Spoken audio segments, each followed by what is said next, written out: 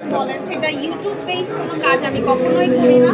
আমি টিভি ভিত্তিক কাজগুলো করি, সেটা হচ্ছে বিভিন্ন চ্যানেলে সম্প্রচার হয় এবং এছাড়াও হচ্ছে আমি মডেলিং করছি। বিভিন্ন রিনাউন্ড ব্র্যান্ডের সাথে আমার হচ্ছে বেশ কিছু কাজ করা হয়েছে। তো আপনারা হচ্ছে হয়তো দেখে তো আমার কাজগুলো হচ্ছে আপনার কিছু কাজ আছে যে সামনে হচ্ছে পাবলিশ হবে এবং নেক্সট ঈদে আপনারা বেশ কিছু নাটক আমার দেখতে পাবেন।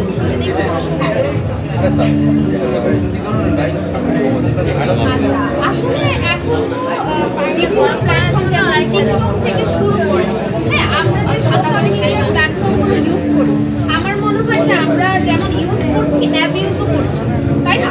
আমরা হচ্ছে গল্প হয়তো বা মানে অনেকে হচ্ছে যে টিকটকের মাধ্যমে শর্ট ভিডিও বানায়, আজে বাজে অনেক কন্টেন্ট বানিয়ে ভাইরাল হওয়ার চেষ্টা করে।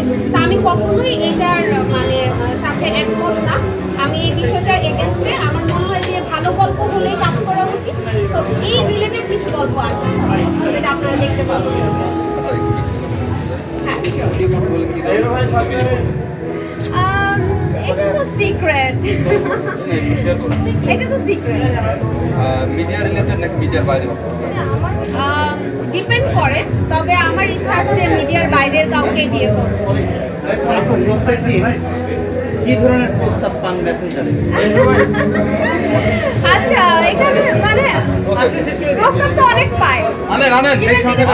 প্রস্তাব পাচ্ছি না, বুঝিনি। আমার হচ্ছে কাজের মধ্যে গিভেন টেকে প্রস্তাব দেয়, তা আপনি কেউ দিয়েছে কিনা? আচ্ছা, এখন এটার একটা বিষয় আছে। আচ্ছা, এখানে একটা বিষয় আছে। আসলে গিভেন টেক তো অনেক ধরনের হয়। আপনি কোন গিভেন টেকের কথা বলছেন?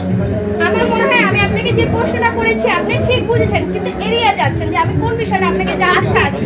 এখন আমি একজন পজিটিভ মানুষ। আমার মনে হয় যে আমি খুব কাজের ক্ষেত্রে চুজি।